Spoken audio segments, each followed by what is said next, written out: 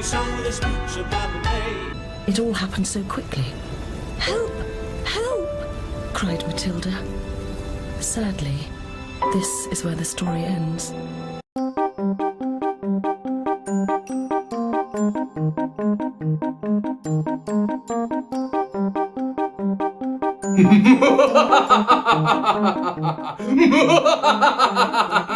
Behold the horror of the news story that would not die. Bayonetta 3 for the third week in a row.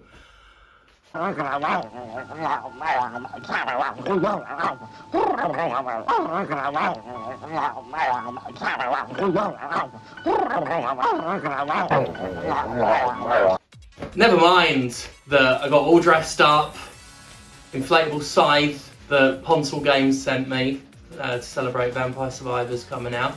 Husband did like Batwing makeup and stuff. Never mind that. We got to talk about Bayonetta. No Halloween content for you. And I'm not saying that the Sainsbury's chain of grocery stores sell shit Halloween costumes, but these gloves are two right hands.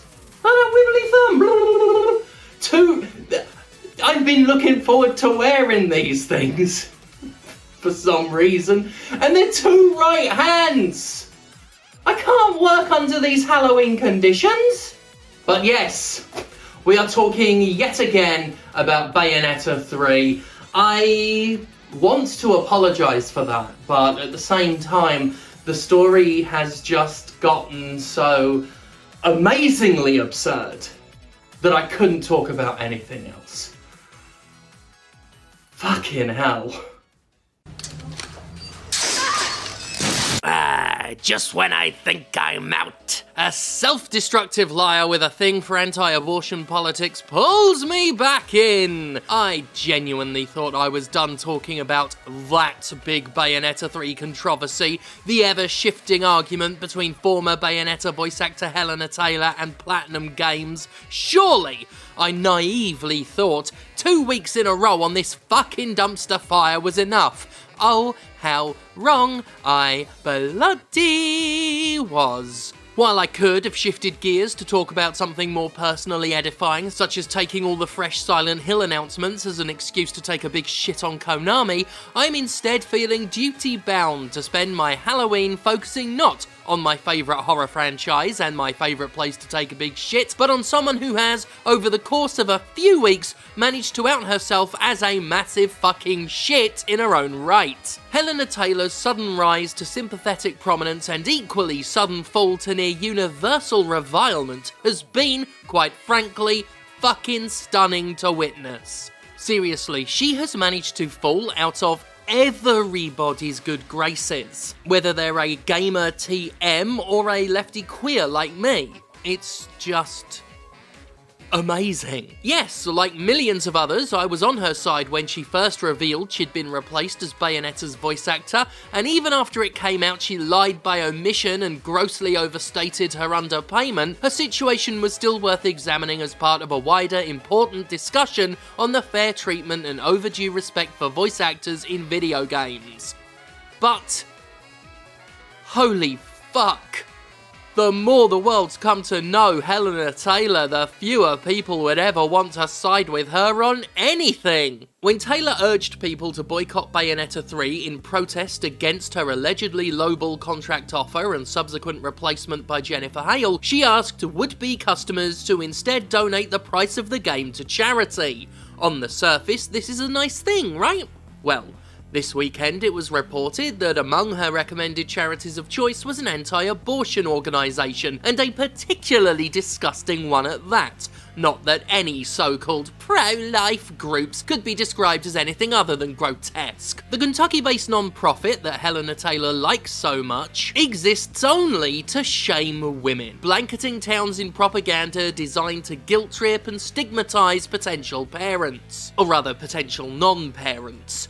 We here at JimQHQ have, of course, made no secret of being pro-abortion. Not just so that victims of, say, sexual assault, including children, aren't forced into pregnancy by a baby-obsessed ruling class like we're starting to see happen across America, but for literally any reason. Any reason whatso-fucking-ever. Abortions? Yeah. As you might expect, I'm dismayed and appalled on a personal level that Taylor would use the platform she gained off the back of a lie to promote those who see women as little more than walking incubators. I would say they see pregnant people as incubators, but we're talking about the kind of wanker that doesn't even believe in the existence of non-binary and trans-masc people. But anyway, for this alone, Taylor can fuck right off. But, as we mentioned in passing last week, it's not that alone which helped cement Taylor's place as an unequivocal villain.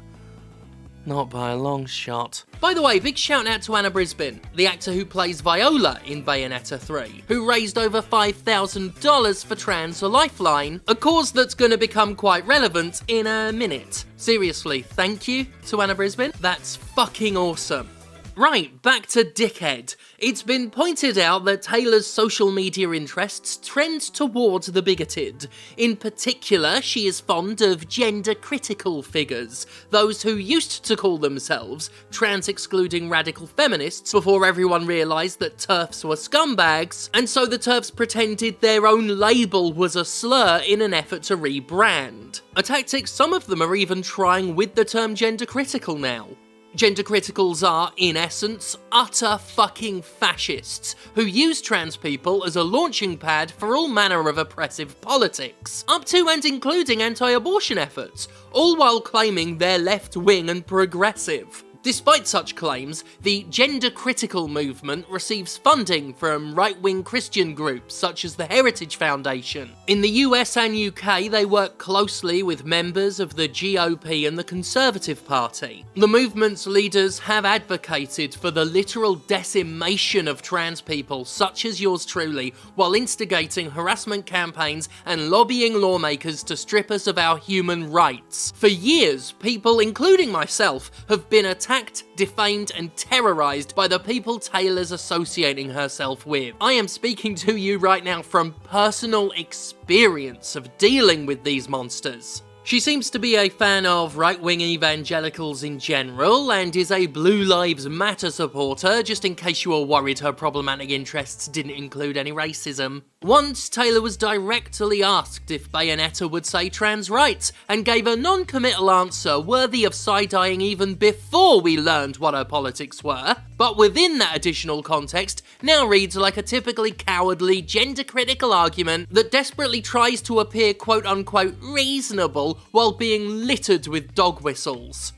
Forgive me, I believe in gentle female power, not saber-rattling. I stand with anyone on the side of the angels, be they rich or poor, Jew or Muslim, black or white, a Trump supporter or a Sanders supporter, Brexiteer or a Remainer. Too much anger and division. Yeah. For those of us with the aforementioned years of experience dealing with transphobes, the very specific decision not to include us in her list of people on the side of angels, along with the pointed use of the word female, a TERF favourite, rings alarm bells loud enough to wake the fucking dead. Again, taken on its own and viewed through a cis lens that isn't keenly aware of how TERFs operate, Helena's comment comes off as wishy-washy centrist waffle at worst. But no. Oh no.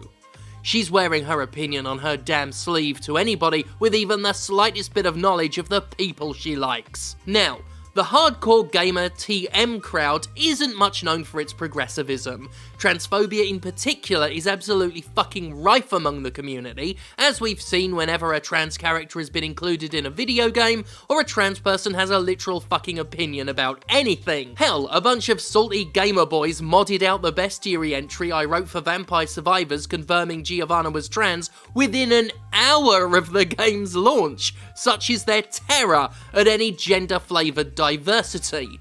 But what's so fucking magnificent, so utterly astounding about Hellena Taylor's fall from fleeting grace is how she managed to alienate everybody, regardless of political affiliation. She alienated the hardcore gamer crowd by lying about one of the most respected developers in the community in order to boycott a beloved game series.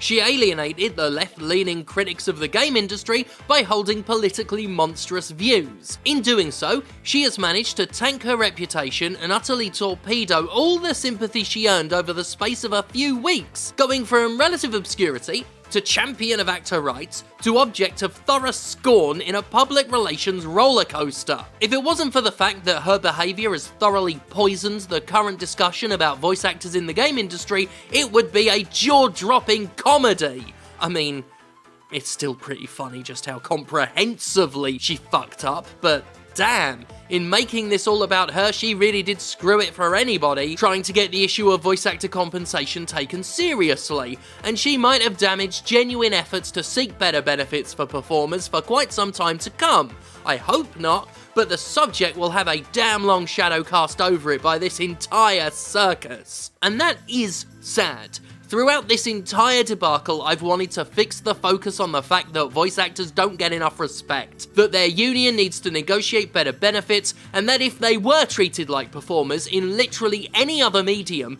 they'd be due royalties entitling them to a slice of the millions of dollars brought in by the biggest titles. Millions that, by the way, currently go almost exclusively to top executives rather than anybody responsible for any of the actual creative hard work. Because it should be noted that while voice actors get mentioned a lot, I believe all people involved with the creation of a game deserve to reap the immense amount of money being raked in, rather than paid a pittance and treated like shit while some suited up little rich boy awards himself and his mates millions of bucks in bonuses every year. I've seen people say, well, why should voice actors get more money when game developers don't?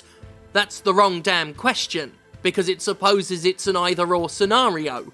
They both deserve more, and we can argue for devs getting better treatment without yanking down voice actors. After all, historically, pitting workers against each other has only ever benefited the twats profiting off all their work. Not that Taylor seemed to ever really give a single solitary shit about anything but her own spotlight.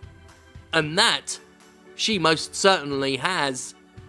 I'd tell her to go get fucked, but she's fucked herself so hard she's way ahead of me on that front.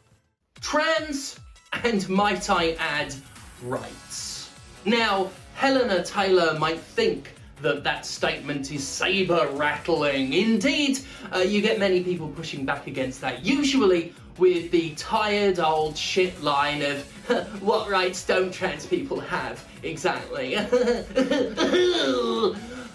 Well, I'll just give you some examples. Just this week, Florida stripped trans youth of medical care. And when they were told that people would die as a result of that decision, they said, that's fine. In the UK, the Conservative government is currently discussing ways to explicitly strip trans people out of the Equality Act, to take those basic human rights that are enshrined in UK law away from trans people. We currently don't have the right to not be talked about like we are monsters. We don't have the right to not be discussed on TV shows as a problem. In fact, a publication not too long ago raised concerns over the, and I quote, trans question. I've become keenly aware that these gloves and the subject matter are not matching. Now, I'm not going to belabor on all of that dark, scary stuff, because Lord knows we still have to do a Jimquisition on Hogwarts Legacy at some point. Fuck. But suffice to say, speaking as a trans person, it's fucking scary right now, with the amount of anti-trans bills being put forth in the United States, with the amount of anti-trans rhetoric being thrown around by the Tory government over here in the UK. And that's just those two countries. This is happening all over the fucking world. It's fucking scary. And people like Hellena Taylor are fooling no one. with that wishy-washy, weaselly rhetoric about saber rattling and too much division. We've heard it all before, and it's the oppressors that love to preach civility. But we hear those dog whistles. I've seen your type. Hellena, you're fooling nobody. Let's go to green. Greenish. Fuck. Sorry, Justin. But before I go, oh, it's too late now. Before I go, I just want to say that we have officially announced our next Spectrum Wrestling show, the wrestling promotion that I run with Phoenix. The next show is called Kaleidoscope. It's in Sheffield on November 19th. Tickets available at buytickets.at/spectrumwrestling. Also, this Friday, November 4th in Leeds, I will be wrestling the comedian Nathan Black for True Grit Wrestling. And I better see a lot of you there, because every time I go out drinking in Leeds, I am recognised all of the time. And I will go to the wharf for a drink afterwards. And if anyone comes up to me and says, I'm such a big fan of yours, and you weren't at the show, I will say, oh, thanks. I'm so humbled. Do you want a photo? But secretly I'll be thinking, you're a dick. Thank God for me. Ooh.